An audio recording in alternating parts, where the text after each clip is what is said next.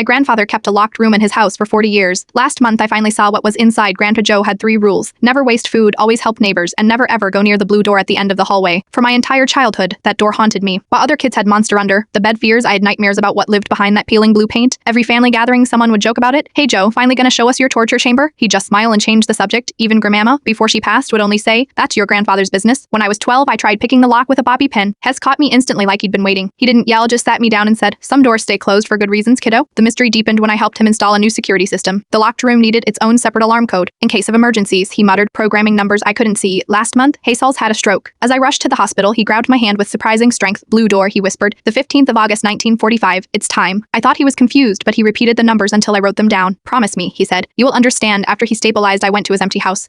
The blue door looked smaller than in my memories, but the keypad he'd installed years ago still glowed red. I entered the date. Months the 15th of August, 1945. Inside wasn't a torture chamber or secret laboratory. It was a perfectly preserved 1940s living room. Every detail frozen in time, floral wallpaper, a radio on a doily-covered table, 2 china cups on a tray as if waiting for guests. But it was the walls that made me gasp. Rancores of photographs, all of the same woman. Young, laughing, beautiful, in a wedding dress, in a garden. Haggard, a baby in the corner, sat a rocking chair with a yellow dress draped over it, as if she'd just stepped out. On the mantel, a letter in Hes's shaky handwriting. "My darling Akiko, I am sorry I couldn't save you." My phone rang. "Mom, did you go in?" she asked quietly. "Who was Akiko?" A long pause. "Your grandfather's first wife. She died in Nagasaki. He was stationed in Japan after the bomb. Met her while helping rebuild. They had 6 months together before radiation sickness took her and their baby." I stared at the photographs. My grandfather, young and broken, had built a shrine to a love story none of us knew existed. He met Grandma years later. Mom continued. She knew about the room, said it was his way of keeping a promise, that Akiko would never be forgotten, never be just another casualty number. I found his journal on the desk, entries spanning decades. Every the 15th of August, he'd written to her updates about his life, his children, his grandchildren, apologies for living when she couldn't, promises to remember. The final entry was from last week. "I am tired, my love. I think it's time our granddaughter knows our story. She has your kind eyes." I sat in that room until sunset reading his words, looking at her pictures, understanding finally why he'd helped every struggling immigrant family in our neighborhood, why he'd cried when I studied Japanese in college, why he'd insisted on growing those specific yellow roses she'd loved. When I got back to the hospital, Jesus was awake. "Did you meet her?" he asked. "She was beautiful, Jesus," he smiled. "She would have loved you. Perhaps me once if we had a granddaughter. She'd teach her to be brave." His eyes grew heavy. "I kept my promise, didn't I?" "You did." He passed that night peacefully. At his funeral, I wore the yellow dress from the rocking chair. It fit perfectly. We donated his house to a refugee assistance program, but I kept the blue door room intact. Sometimes I visit updating Akiko about our lives. Tending the roses in the garden, love like theirs, shouldn't be locked away. It should be remembered, honored, and passed on to those brave enough to keep believing in it.